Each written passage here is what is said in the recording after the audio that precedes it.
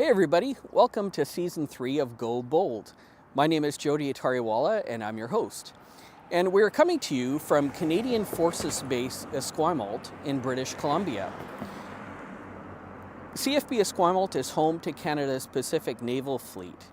And in Season 1 and Season 2 of Go Bold, we introduced you to some of the men and women who serve with the Pacific Fleet. And we also introduced you to some of the processes that they need to go through before serving on board Royal Canadian Navy ships. So for this season, we're going to introduce you to some of the boats and some of the ships that are part of the Pacific Fleet and the Royal Canadian Navy. So this includes things like port protection or force protection boats, patrol vessels, maritime coastal vessels, submarines, frigates, and the largest ship of all, which actually isn't in the Royal Canadian Navy, but it is in service to the Royal Canadian Navy, and that is a replenishment or supply ship. But the better name for it is a combat support ship, which is exactly what it is. So welcome to Season 3 of Go Bold, and we hope you enjoy this series.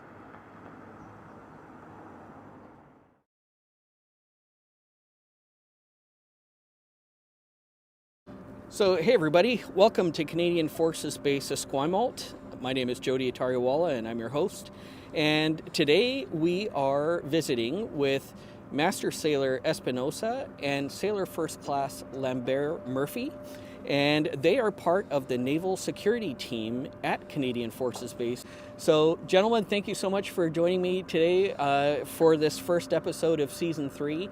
I'm really excited to hear about what you guys do, and I see the boats right behind us. Yeah. That's awesome. Master Sailor Espinosa, please share with me what motivated you to join the military and why did you pick the Navy? Joining the military was an important task that I wanted to do in my life. When I came to Canada when I was like 17 years old, I have an interest of serving the country that was receiving me and giving me more opportunities than I had when I was born. At that point, I was start gathering all the information for me to become a Canadian citizen. Obviously, it took several years for me to get the citizenship because you got to pass a bunch of tests. As soon as I got it, like the first week, I went to the recruiting office and I signed in to join the Navy. I thought it was very important to give back to the community. That's awesome. That's awesome. And so you landed in Montreal, and then when you joined the military, you picked the Navy specifically. Yeah. Why the Navy? The Navy has the best deployments that you can get. You can travel across the world. Obviously, in the other elements, you also have other deployments, but the Navy visits a lot of ports, and you can start knowing more about other cultures, knowing more people, and you have more contact with the public, especially now that we're doing sometimes events of recruiting, and other units or other elements don't do as much as we do.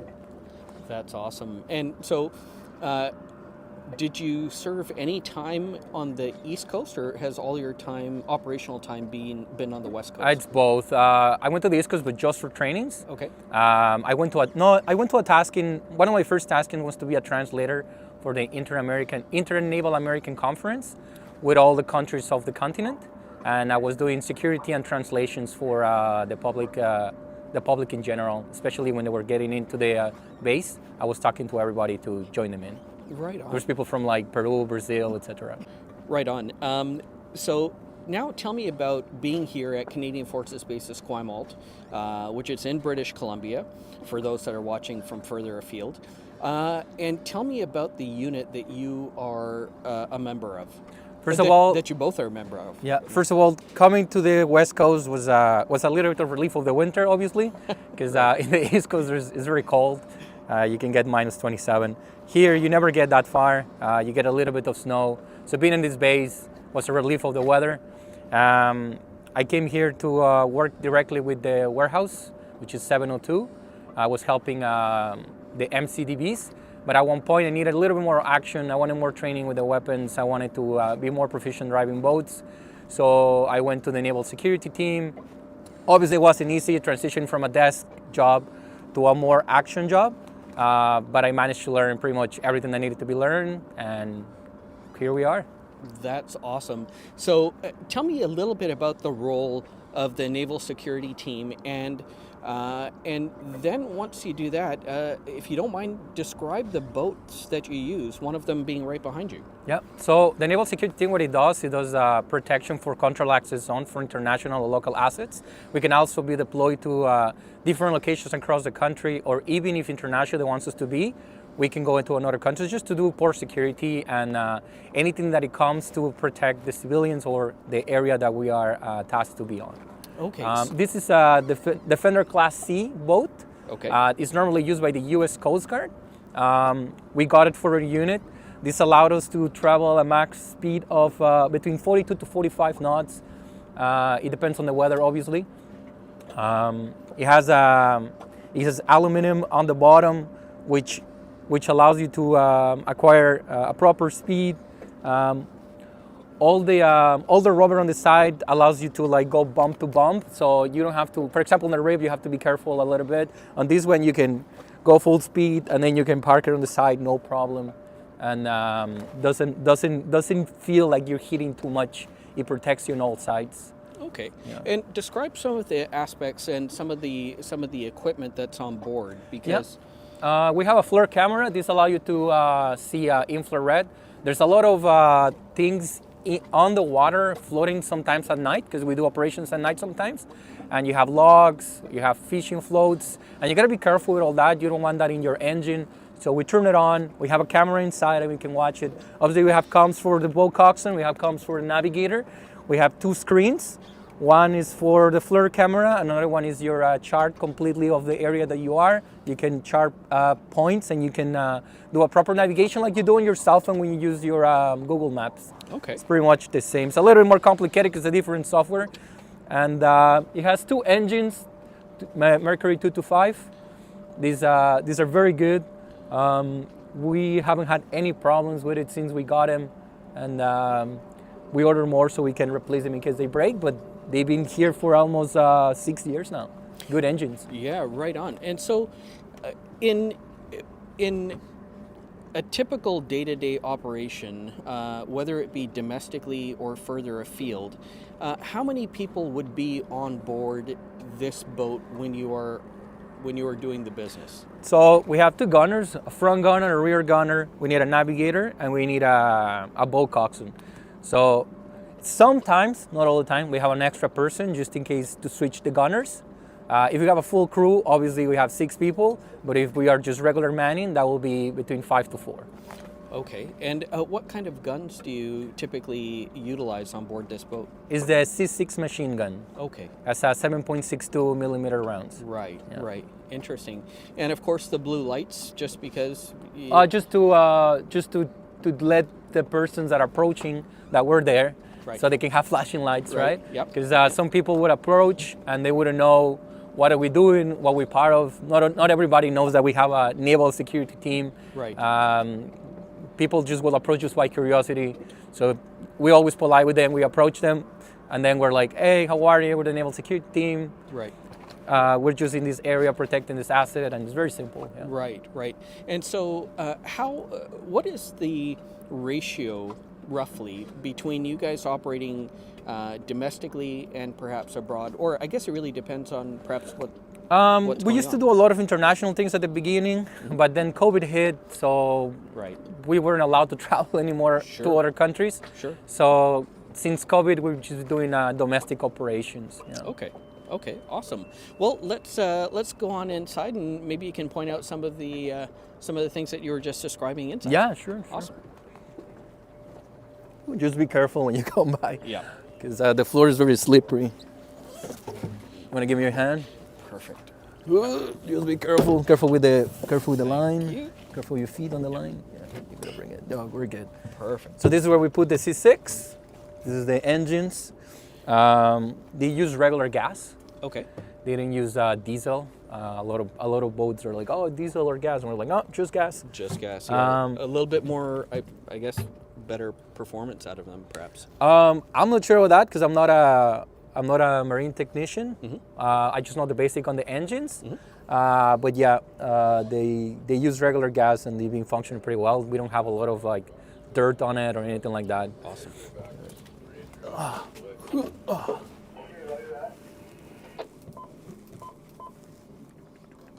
The volume. This is the first screen where you can have your charts. Let me use my. There you go. So it tells you your knots. You can see the distance. Oh, it's touchscreen too. Nice. Yeah. Oh yeah. Oh yeah. There's another type that you can go zoom in, zoom out. Okay. But we don't have that one here. This is just touchscreen. This is the FLIR camera, and it's also touchscreen. You can see everything around it. Oh, right on. Yeah.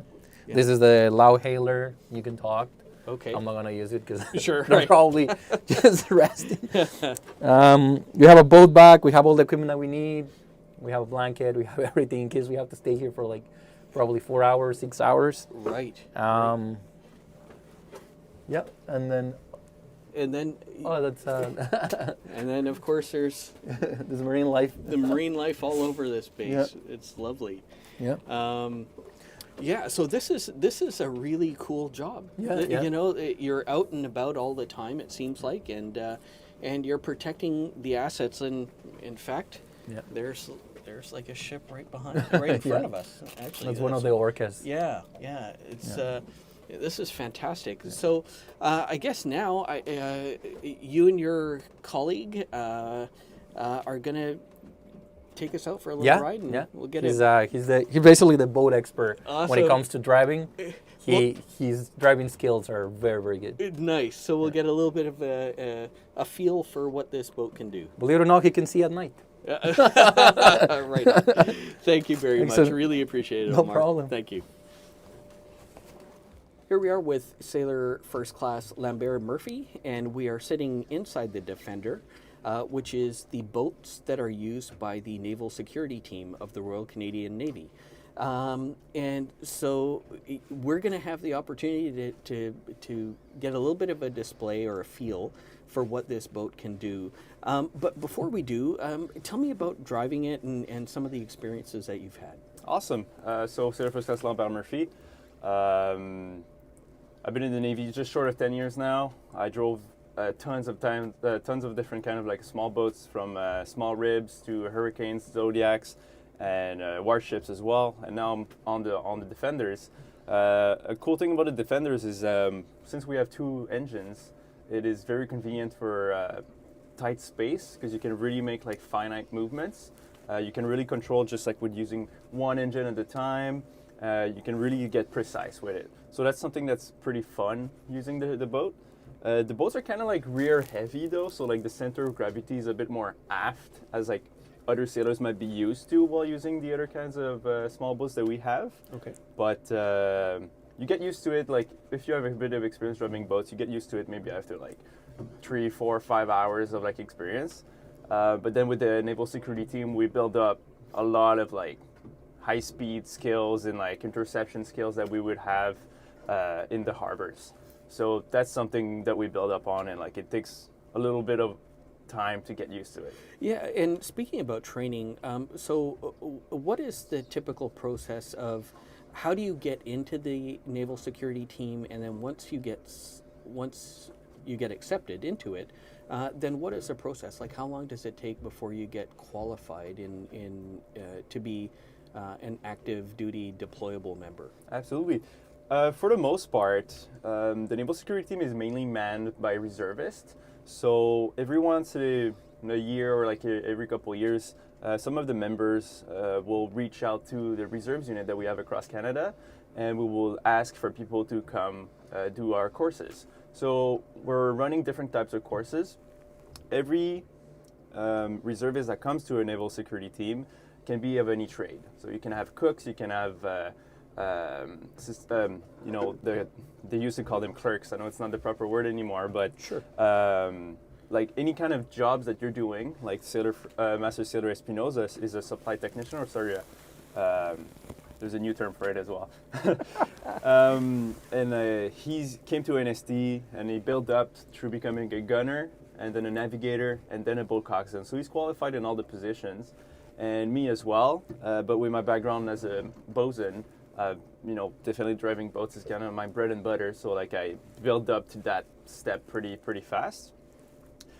So once the reservists get reached out, and then they come to the West Coast to train. Usually the courses are between 6 to 8 weeks. Okay. They're going to have a lot of gun handling training, and then lots of times at the range to try the different weapons platform that we use.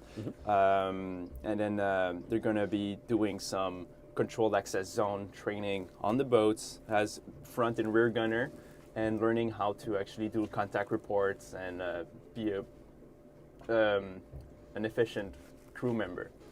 And later on, they can be reinvited to do a navigator course. We'll be using the Navigator suite, work a lot more on the communications between all the boats and our patrol leaders. And then afterwards, you can come back to another course where it's all about the boat driving and building up the skills. Nice. Yeah. Nice. Awesome. It sounds like such a cool aspect to the Navy that even I wasn't really fully aware of. I hear it all the time. Sorry about that. Yeah, I heard about it all the time. I have Rec Force members that come to me all the time. They're like, Naval Security Team, what is that?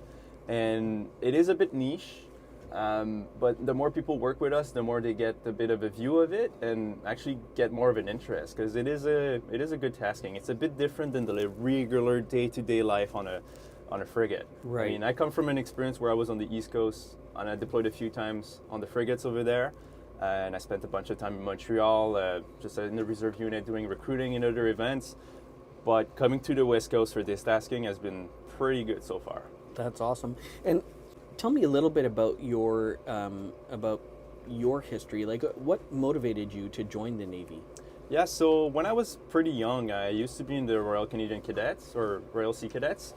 And it just kind of became a natural path in some way, where I built up some experience in the cadets as a bosun, and I got into it and liked it. And after, when I was like 16, 17, I was like, well, may as well make a bit of money out of it. So I joined the reserves, and every summer I would go on trainings, course trainings, and then going on ships to build up on my packages, get my signatures done. Allowed me to travel all across Canada like this. It was crazy. So definitely like the traveling aspect and meeting new people, like it has been super fun. And eventually I built up and I went on a few deployments. So I traveled a whole bunch of places in Europe and the Mediterranean. And now, yeah, like I don't know, for the travels and like the chance to see the world, I mean, so far it's been very nice. Yeah, for sure. That sounds great, because there's many times you hear some of the ads, join the Navy, see the world, but it really is true. I mean, I did see a lot of water, but I did spend a lot of times in different places and met a lot of people. So it's still people that I keep in touch with over the years, and that's what makes it worth it. Yeah. It is definitely not easy at times, but it is super fun at a lot of times. It's definitely goes in circles. Yeah, oh, for sure. Like any vocation or job, right? And so in that context, if somebody's watching this and they're interested in the Navy, what would be your advice to them? I know that the Navy now is trying to make things more of a speedy entryway, so hopefully that works out for people who seeks to join. And honestly, I think the best advice I would give to someone who is coming in is a lot of people would come in with like either past experiences or none, and that's perfect. All the input is good, but just keep your head down. Do the work, do as you're told, and like if you have ideas, eventually bring them up, and I think that'll make the most out of it. This Navy has a lot to offer, and just wishing for like the best of it in the future. And we do need good people. We need like eager people and like patient people as well. And yeah, I mean, if you want to build up to coming to Naval Security Team, or you want to go on deployments, you got to be patient and work towards it. Like, those are good goals. Yeah, no, absolutely, they are. Well, Alexis, let's go for awesome. Let's go for so a ride, I'll just fire it up. Everything is pretty much ready to go, and then I'll just do a little radio call, and Absolutely. then absolutely. tell my people to do something, and we'll be getting going. For sure. And as you go, if you don't mind just kind of explaining some of the things that you're doing. Yeah, for as we sure, get absolutely. going. Yeah. So, well, when I first came in on the boats, we have 3 types of batteries: house battery for all the electronics, and the port and starboard batteries for our engines. Okay. So I turned them all on. They were like sitting down here, just a bunch of switches. Gotcha. Make sure that all my breakers are in places with the tools I want to use. Okay. And now my nav suite is fine. It's like been updated. Yeah. So let's just start with my radio call. So right now I'm using a VHF radio, and which pretty much every boat is required to have up to a certain size. Definitely in the Navy we all have VHF. I'm on channel 10 right now because this is the King's Harbor Master channel, and if I want to be able to make it out a certain jetty within CFB Esquimalt Harbor, I need to tell them what my intentions are, and they can tell me if there's a traffic on the way, or like maybe some diving operation that would be required to be aware of, so I don't get in the way. Right. So I'll do that right now. I'll be real quick. Someone else is talking to them, so might as well start my engines. So I got my dual throttle right here. I got my port engine fired up in the back, starboard engine fired up here. I'm looking at my RPM, see that they're matching. I'm looking at my temperatures. Both of them are around 110 Fahrenheit, so that's all good. They're kind of warm already since I fired them up a bit earlier. I like to just make sure, okay, so my engine hours, because we keep count of that so we can do maintenance and everything. Mm-hmm. My trim is fine. And I like to look at my fuel levels as well, just to make sure I have enough. So I burned 8 gallons so far. This holds up to like 200 gallons, so like there's definitely enough gas in the tank, so that's awesome. Nice. Let's call KHM. KHM Ops, this is Defender 5, over. Defender 5, go ahead. Defender 5 departing Zulu 1 for the mouth of the harbor, over. Defender 5 out. Awesome. So, all right, Master Sailor Espinoza, stir in the back, ready to let go? Ready. All right, so now I'm asking my crew to untie my lines so I can take off. And I'll just point my nose inside the pier. Everything is good. How are you doing, sir? Good. Can you take it off? Yep. Thank you. Awesome. Perfect. So here I'm using my 2 throttles, just like splitting them at opposite ways, and it makes it like so the back of my boat is heading like this and my nose is sticking in, and then I'll go 2 back just for fun. Behind me is fine, and then my 2 throttles forward. So it makes it like super easy to take off from jetties. It's very maneuverable. So these boats were built for harbor security and defense, and they've mainly been used by the U.S. Coast Guards over the years. Okay. And that's who we got them from a few years ago. Yeah, no, they're little beasts. Like, they're fun. Yeah, and it's nice that it obviously it's important, you know, in the environment that we are, that it's an enclosed cabin too. You're not just in an open, rigid hull inflatable boat. I mean, how do you feel right now? Do you feel a bit warm? Yeah, it's lovely. Yeah, I mean, yeah, I it's nice and got the comfortable. heater on and everything. I know we're in BC and it's not too cold yet, but the heater makes it nice. We don't have any dew on the windows anymore, so we do have that. Because sometimes our taskings we're required to work overnights as well. To let's say we're protecting a warship that came in, or visiting warships, or we're somewhere else in Canada, and like we do need to maintain watch or security, 24/7. So during the night when it gets cold, it's nice to have the heater on and keep patrolling. Yeah, absolutely. And for our viewers, just so you know, the boats that are in the background are the Orca class, and they will be covered in a future issue or a future episode of Go Bold coming up this season.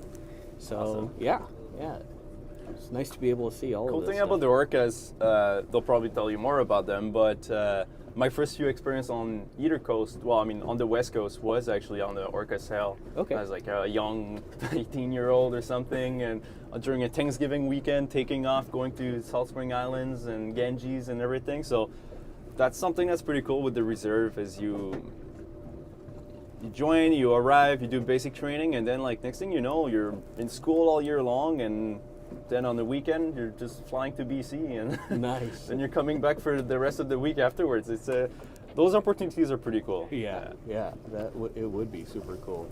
And so this is also nice. The FLIR system that you have, or infrared.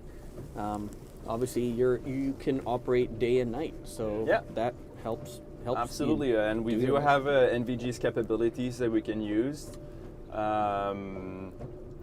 Nighttime is definitely a bit more tricky sometimes because it's hard to spot things, but you know we do spend time training and making sure that we get some time under our belt at night. Yeah. If you were called upon to deploy, how quickly could you mobilize and get out the door? I can't really give a specific time frame, but for our core crew, the people that work full time, we're switched on. Like we're training on every week. We spend, if we're not like running a course for like operator gunners or navigators or boat coxswains, we're actually doing training on the water anyway. So we're pretty switched on when it comes to that. I'm sure it would take a bit of time just for us to like turn it on in a way that we build up like a specific maybe like training schedule for that tasking. But usually like the overall training that we're doing englobes a lot of what we would be doing during those tasking. So it shouldn't be too long. I mean, it's all about like paperwork and admin and like Sure, there's always that other aspect, stuff that like right? it's above me. But like as an operator level, I feel pretty confident that I'd be ready like pretty quick. Right on. That's awesome. And how many? I believe we mentioned it earlier, but there's 7 of these boats. So we have five Defender boats, and we just got from other colleagues. We got the Barracuda ribs that we'll start working with, just as using as extra boats for different kinds of training. So like let's say we would have the Defender sitting in the control access zone or like the security zone that we're enforcing, and then we would use those Barracudas that are pretty quick boats as well, just as like embarkations that we could do interceptions on and just practice more. So we're getting more assets. Oh, good, excellent. So it is to say that this unit is growing. We're reaching out to more people over the Navy, and like you said, you didn't really know what NST was or Naval Security Team was. A lot of people still within the Navy are not sure, but it is growing. It is getting known. I gotta say, for my part, I've been in 10 years almost, and like I knew about NST almost right away. Like it was in the reserve. It's always been a thing that was like you kind of like knew a little bit about. Okay. And yeah, no, it's always been a thing cool for travels. Yeah, you know, in total candor, I had assumed that the Naval Security Team was, I guess I kind of latched on to the security part of it and just thinking that it's like port security or whatever, but it's so much more than that. So it is mainly harbor defense, port security, for sure, but we are a deployable force. In the past 2 years, we've been to the Okanagan Valley, like Kelowna, Penticton, Nelson, places that never thought they would see the Navy around. Right. And we showed up, we brought our boats, and we were doing training in front of them, talking to people and making sure that they were getting an idea of who we were and what was possible. I'm always gonna like preach the reserves just because it's brought me so much.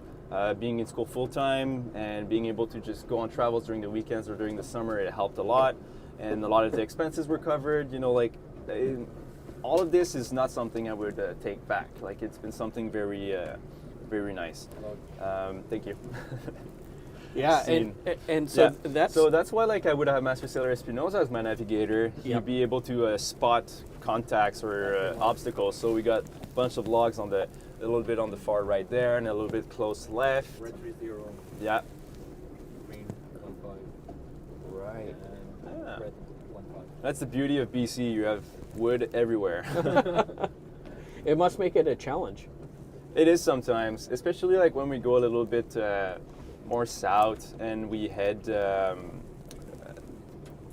I forgot the name of the island. I'm sorry, but there's places a lot. Oftentimes it's the bull kelp. Oh, the kelp, right. like there's so much of it that like if it gets like stuck in the propellers, a little bit of a cleanup. Bit of a hassle. Yeah, Yeah. right. And so within the port itself, there's obviously speed restrictions. Yeah, absolutely. Right now I'm going pretty slow just because we're talking and everything, but it's pretty much limited to 5 knots for like this area that we're in right now. But once we're gonna be past that ship that you're pointing at, just off to the right, and past the buoys, the like entry buoys of the harbor, then we keep the speed at a safe pace. Okay. But technically speaking, there's no limitation afterwards. Right. Gotcha. Alright, so pick up speed lightly up to 10 knots. So just like everyone standing up, hold on, and everyone else, we're good. You guys will copy. I'm not gonna go past 10 knots in the harbor anyway. So. And so on a typical tasking, you mentioned like 4 hours before. Like, what could be the maximum that you guys are called upon to be out on this boat?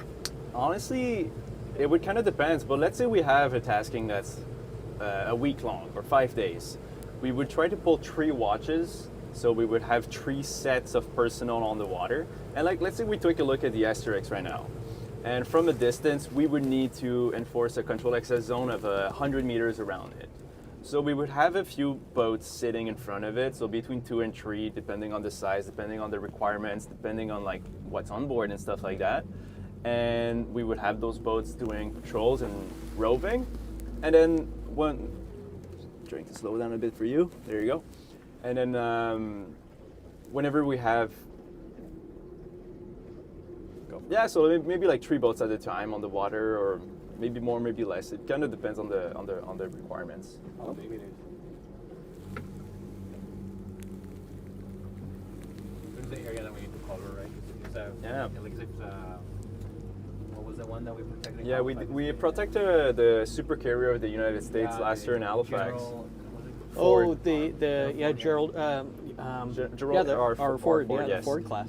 And we had 3 boats around it at all times, and we had other boats at other locations with their supporting ships. So that was busy because it's not just like the ship sitting at a jetty. It was literally the warship at anchor in the middle of Halifax. So lots of traffic, lots of people to take a glimpse at, and making sure they're not getting too close. And Yeah, that's that would have been an interesting tasking, just seeing that carrier and knowing that you're it was you're out there to impressive. It was the protect. biggest aircraft carrier in the world. Yeah, Like yeah.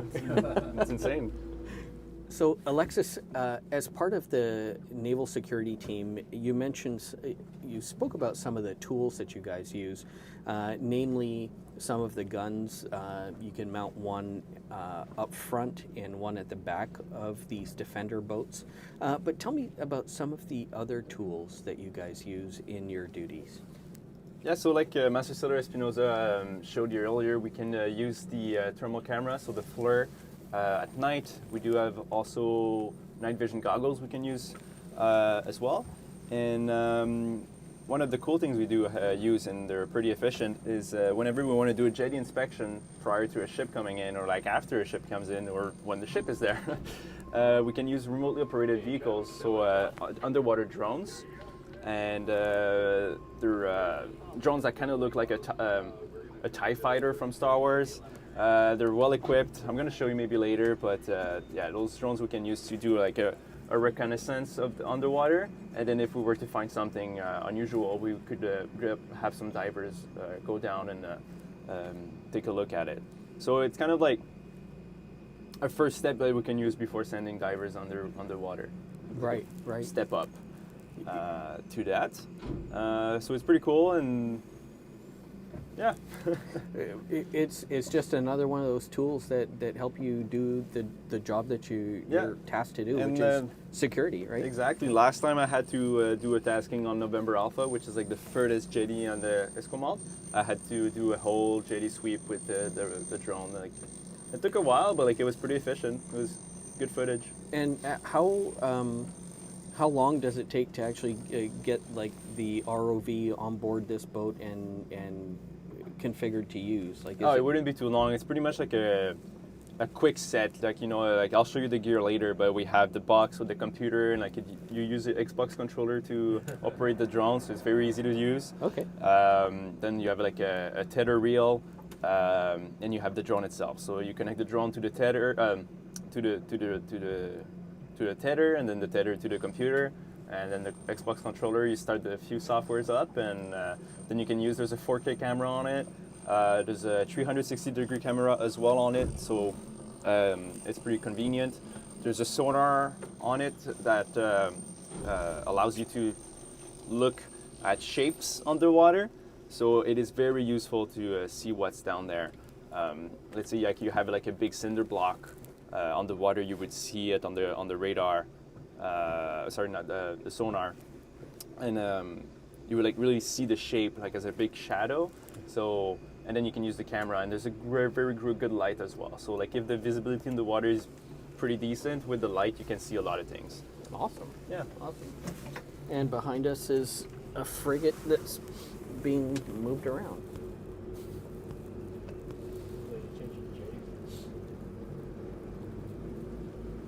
So with the Naval Security Team, when we're like not running a course and we're not on an op, you know, you're doing your 8 to 4, you know, it's like a normal work day. It's kind of nice to have that, but like, especially for me, after spending a few years at sea, like I prefer now maybe like having more of that small boat job and doing that. It's a bit more casual. Well, not casual, but like for me, it feels this is easy.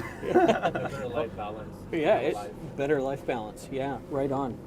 And that's important, right? Like, I mean, I guess it really just it really depends on perspective. You know, if you want to go and see the world and be out for a long time, the frigates is the way to go. You know, Yeah, and, no, for sure. And if you want to do shorter taskings or maybe more domestic stuff, maybe the NST is the way to go. But to me, that just speaks about the breadth of the Royal Canadian Navy and the things that you're able to do.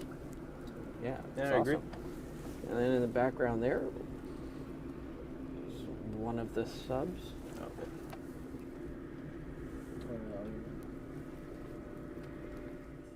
Hey everybody, here we are at the Naval Security Team headquarters at Canadian Forces Base Esquimalt. And we just got off the Defender boats that the Naval Security Team uses. And I'm joined with Alexis, who was the pilot of the Defender. You look a little bit different without the helmet, but so Alexis, thank you so much for taking us out. And now, when we were on the boat, we were talking a little bit about some of the tools that you use.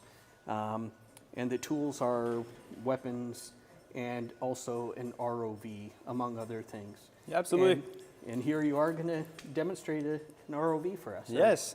It goes to show that NST's operators have like a lot of diversity in trainings, as much as like in different weapon systems or different tools.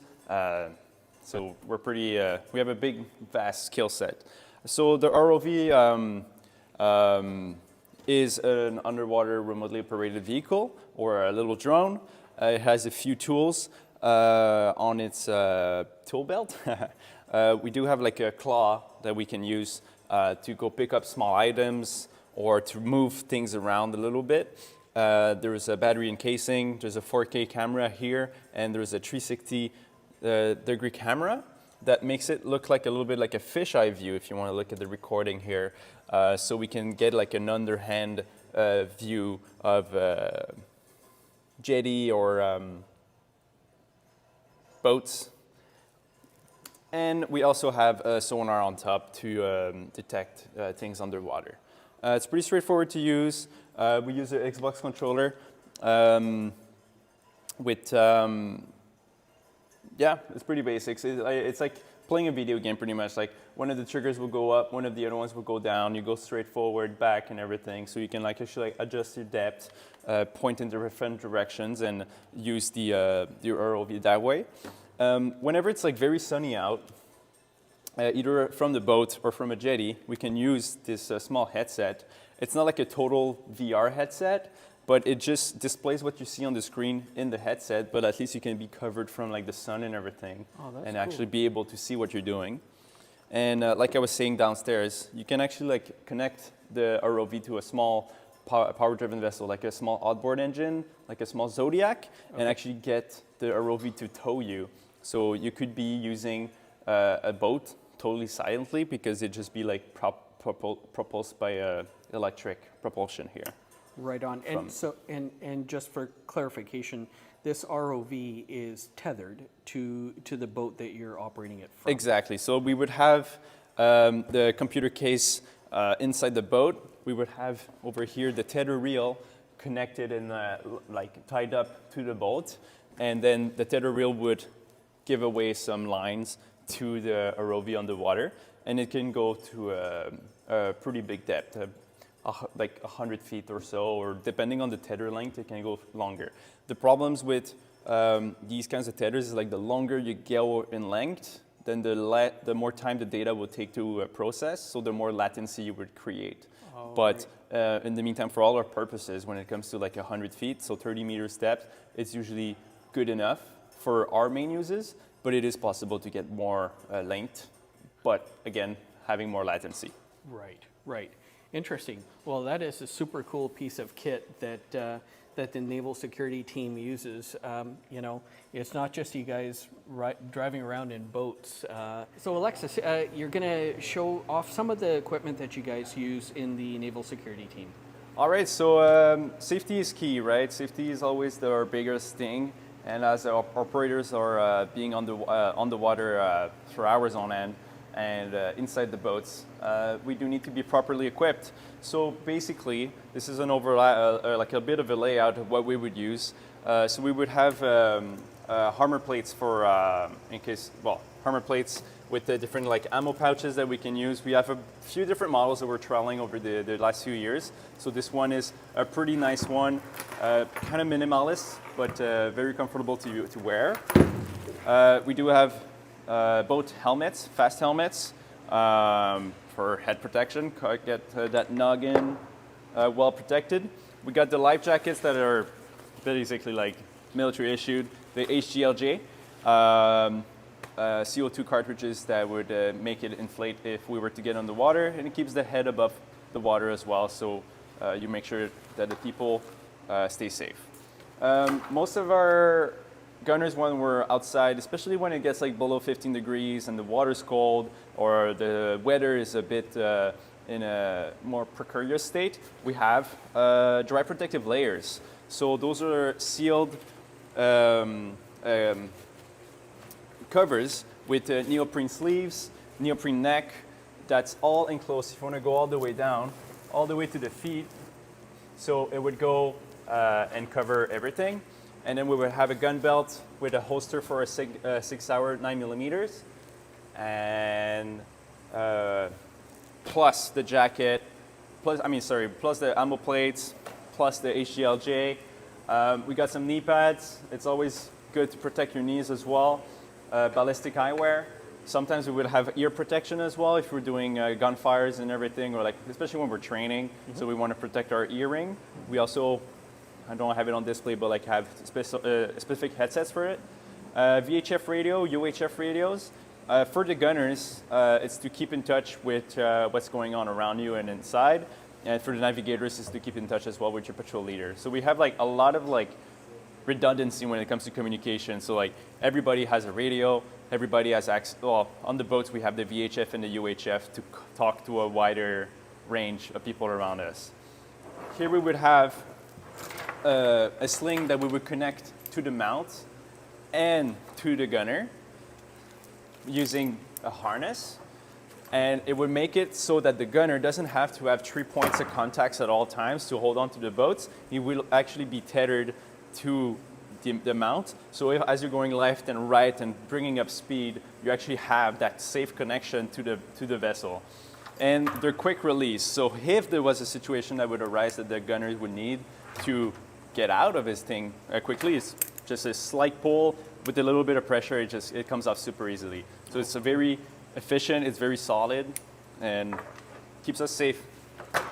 Right on. Do you have any questions about the gear, sir? This has been fantastic, Alexis. Thank you so much for sharing some of the tools that the Naval Security Team uses. This is awesome. Absolutely, and sir. then in case that you need to exert some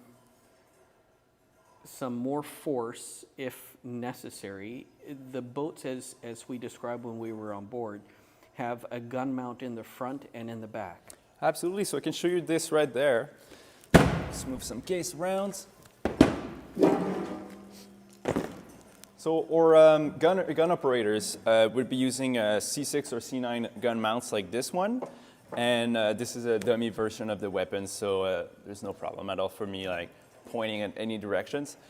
We would put our casings around. So this one is a replica of a C6 GPMG machine gun, and it hosts 7.62 caliber rounds. So usually what we would have, let's take a look at the dummies for fun. Nah, they're backed up and everything, so let's not bother too much. They would have an ammunition belt of about 220 rounds, and every 4 rounds there would be a tracer. So what happens is, like, when you're on the water, I'm pretty tall, but I can adjust the height of the mount itself. Okay. So the posts that you see here were what we're sitting at the front and the back of the boat, and then we can slot the whole mount inside of it, put the weapons at the top, and then use it in diverse ways. So it goes about 270 degrees. And with the weapons at the front of the vessel and one at the back, we can cover 360 degrees of our position. And yeah. That's awesome. And how often are you guys training with the weapons to be proficient with them? So like I was saying on the boat, the gunner courses run for about 6 to 8 weeks, and they spend most of that part like getting trained on the different weapon systems that we may use. So those goes all the like basic military, Canadian military, so like the C8, the 6-hour 9mm, and a bit of the C9 as well, which are usually in the Navy used by bosuns for force protection on board the ships. But NST is pretty particular because we're the only ones having the C6 7.62 used as often as we do. It's a bigger caliber machine gun. It is very, just looking for my right word, it is very trustable. Like, it's not a weapon that like you will need to bother too much. You put just a bunch of oil in it and it's going to be ready to go. Yeah, and I guess that's important because you're out on the water, and so, you know. Exactly, the salt water spray and everything, like, right. So it gets Right. gunky. Right. But those weapons are pretty straightforward and easy to clean as well. Yeah, that's awesome. Well, Alexis, thank you so much for taking the time to share some of the tools that you guys use in the Naval Security Team. And thank you for taking us out on the water and demonstrating your boat. It was a wonderful, beautiful day to be out on the water, and I really appreciate you sharing what the Naval Security Team does. You and Omar have been wonderful ambassadors for the team, so thank you very much. Absolutely. If anybody's interested, feel free to reach out to us. And the first step is always force.gc.ca, and join us. Awesome. Thank Thank you you. very much. Appreciate it.